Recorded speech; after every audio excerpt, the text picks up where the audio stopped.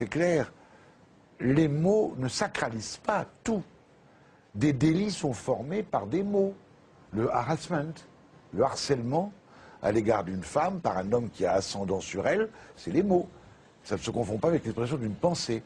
Le chantage sont les mots aussi, c'est l'expression. Mais vous n'avez pas justifié le chantage par la liberté d'expression. Bref, lorsque les paroles prononcées par quelqu'un, qu'on peut habiller, comme le fait très habilement M. Denet, qui est très intelligent et qui est un homme de spectacle, l'antisémitisme camouflé derrière le sionisme, etc., un problème de haine personnelle transformé en débat d'idées politiques, etc. Tout ça, ce sont des mécanismes que nous connaissons bien. C'est une accusation, encore une fois. Non, attendez, je termine, monsieur, je le fais très calmement. Mais oui, mais vous m'accusez calmement. Pour votre personne, une considération totale et un profond respect.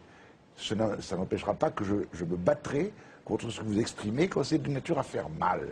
Car c'est ça, en fait, ce qui est en cause. C'est la blessure infligée à l'autre, dans le mépris qu'on lui exprime, la haine ou le rejet qu'on a vis-à-vis de lui. Et c'est ça qui fait toute la nuance. Elle est importante, et on peut en débattre plus en détail, mais je ne veux pas... Parlons de cette nuance, alors est-ce que vous êtes d'accord, Thierry Lévy, sur cette nuance-là, c'est qu'il limiterait la liberté d'expression et qu'il la limite déjà en France. En France, la liberté d'expression n'est pas totale, le racisme n'est pas une opinion, c'est un délit, et je ne pense pas que vous vouliez revenir sur cette notion qui pourtant limite la liberté d'expression. Personne n'a envie de revenir dans les années 30, où on pouvait se traiter de toutes les injures racistes dans les journaux, par exemple. Non, je n'ai pas spécialement envie. Il y a des lois qui ne sont peut-être pas les meilleures, comme la loi Guesso, mais la loi qui punit le négationnisme. Mais Bruno Gassio et Dieudonné ont écrit ensemble, pas tout à fait ensemble, l'un à côté de l'autre un livre dont le titre est « Peut-on tout dire ?» Et la réponse apportée, notamment par Dieudonné, est de dire « Oui, on peut tout dire ». Mais ça n'est pas vrai. Il ne le pense pas. Il ne le pense pas et il ne le pratique pas. Vous prétendez jouir d'une liberté d'expression totale, mais vous ne l'acceptez pas chez les autres. Vous avez fait des procès à plusieurs personnes. Et quand vous faites un procès, vous êtes en train de dire au tribunal « condamnez cet abus ». Et vous-même, quand vous usez de votre liberté, je n'ai pas terminé, quand vous usez de votre liberté, vous en usez d'une manière qui démontre que vous n'avez pas du tout de considération pour la liberté que vous exploitez. Vous dites que l'antiracisme a été instrumentalisé.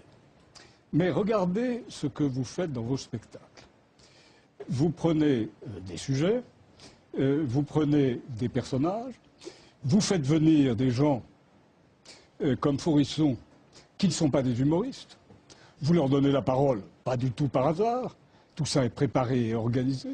Et si vous faites une provocation, vous invitez des gens, Faurisson, qui, eux, ne sont pas du tout des humoristes et des provocateurs, et qui se servent de vous, qui vous instrumentalisent pour exploiter leurs idées politiques. Si bien que vous devenez, non pas du tout, vous n'êtes plus du tout un humoriste, vous êtes l'agent d'une cause politique que vous avez le droit de défendre, que vous défendez d'ailleurs selon moi très mal, mais que vous avez parfaitement le droit de défendre. Mais ne vous réfugiez pas derrière une liberté d'expression qu'au fond vous ne respectez pas. Alors, je trouve le procédé assez malhonnête, je vous le dis. Vous employez des mots que vous allez regretter dans un instant, mais vous vouliez la paix, on peut en sortir très facilement. Vous savez, il y a une série, il y a l'injure, et après l'injure, il y a la loi, et après la loi, il y a les coups. Et vous le savez.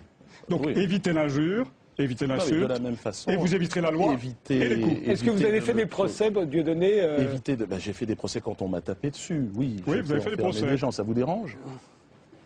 C'est à ces procès-là que vous faisiez allusion, Thierry Lévy? Non, des procès en diffamation. Vous avez fait des procès en diffamation, bien sûr. Alors, évidemment, vous avez fait des procès en diffamation, vous en avez fait au moins 4. Oui, c'est les 2 poids 2 mesures. Moi, je voudrais que... Laissez-moi terminer. Élie la courtoisie de me laisser parler. J'ai effectivement, à un moment donné, fait... Je trouvais assez insupportable le 2 poids 2 mesures. Comment se fait-il que des associations, d'ailleurs comme la LICRA ou d'autres associations antiracistes, sur, par exemple, le cas de, vous faites référence à M. Fogiel, par exemple, son procès, il avait fabriqué un SMS où il disait « Est-ce que ça te ferait rire si on faisait un sketch sur l'odeur des Noirs ?» Bon, je suis étonné là de voir que les associations, personne ne bouge en réalité. Si moi je ne bouge pas, je dis attendez, c'est quand même incroyable, c'est quand même avec l'argent public. C'est quand même, Avec quel argent public? Avec l'argent public que cet homme peut se permettre d'injurier la population. Vous parlez de la redevance, là, en l'occurrence. Bien évidemment. Non, la redevance. Non, je parlais bien évidemment de Marc-Olivier Fogiel, vous l'aurez compris. Comment se fait-il qu'il sera condamné effectivement pour injure et qu'aucune organisation antiraciste n'avait bougé et n'avait trouvé ça choquant? Je me fais insulter, je l'ai fait avec M. Bernheim en Suisse, qui dit en substance, on pourrait passer l'extrait, mais bon, je crois qu'ils ne l'ont pas ici, mais c'est assez étonnant. Il me dit, il y a un débat à un moment donné sur la liberté d'expression, comme ce soir, et arrive le cas Dieudonné. Alors, oui, je ne suis pas vraiment un humoriste, on ne sait pas vraiment. Il n'est pas très malin, et là, M. Bernheim dit, bah oui, c'est un nègre. Et là, ça tombe un peu à plat, je ne cache pas en termes d'effet sur le public. Donc, M. Bernheim a radicalement tort, effectivement, de dire une chose pareille. Je suis étonné mais vous ne pouvez pas dire que vous nous réveillez avons... aujourd'hui. Pas du tout, monsieur. J'ai plaidé des dizaines de fois pour des cas de racisme contre les Noirs, contre des musulmans, contre des Maghrébins. Et je ne vous permets pas de dire que nous aurions une sorte de sensibilité. Je me permets aussi de dire ce que je pense. Excusez-moi. Bah oui, mais il va bien falloir que vous acceptiez aussi qu'on ne pense pas comme vous. Et donc, c'est la réalité qui est...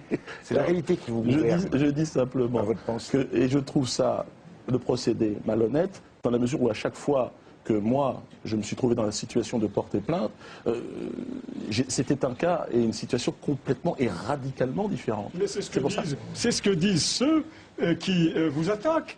Ils disent exactement la même chose que vous.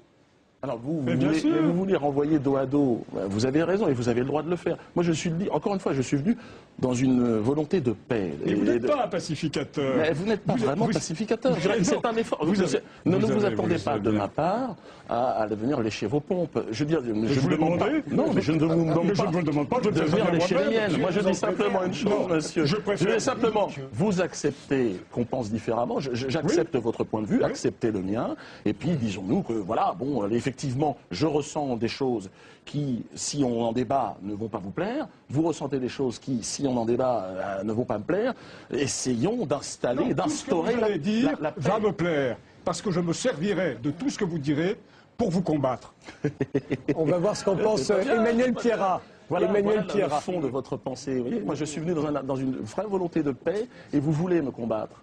Vous voulez me combattre. Je ne veux pas vous combattre, vous personnellement. Je veux vous dire que vous menez un combat politique derrière une façade humoristique. Vous faites venir des gens, Forisson, vous faites venir Le Pen. Le Pen n'est pas un humoriste, Le Pen n'est pas un plaisantin. Et quand vous prétendez faire une prestation provocatrice avec Le Pen, en réalité, et vous le savez très bien, vous faites de la politique. Est-ce que je peux juste intervenir sur l'histoire de Le Pen? Vous faites allusion au fait du parrainage et le parrain. Je vous pose la question parce que vous y faites allusion dans ce livre et vous l'avez d'ailleurs raconté sur ce plateau. Pourquoi vous aviez demandé à Jean-Marie Le Pen d'être le parrain de votre fils, enfin pas de votre fils d'ailleurs, de votre fille. Est-ce que cette cérémonie a vraiment eu lieu? Je me suis toujours demandé si ça n'était pas un crime dont vous étiez accusé sans l'avoir commis, c'est-à-dire un crime entre guillemets, c'est-à-dire qu'en réalité, ceci n'aurait jamais eu lieu et que Jean-Marie Le Pen aurait bien voulu dire que ça avait eu lieu pour vous faire de la publicité. Lorsque vous êtes à refaire de la publicité, je ne sais pas... Si vous l'aviez expliqué ici même, vous avez dit que c'était pour qu'on parle de votre spectacle que vous aviez fait ça. Lorsque l'on est censuré et lorsqu'on n'a pas accès à la tribune médiatique qui, a priori, devrait appartenir à tous les artistes, hein, notamment sur le service public. Mais vous faites partie de ceux qui m'ont invité, donc ce n'est pas à vous que je vais le reprocher. Lorsque l'on est censuré et qu'on n'a plus accès, on cherche à provoquer le débat, à s'amuser. C'est ce que je fais. C'est ce que vous avez fait avec Jean-Marie Le Pen, mais vous n'avez pas répondu à ma question. Est-ce que tout ça était inventé ou est-ce que ça a eu lieu? Est-ce que l'on demande à un magicien de donner ses tours de magie?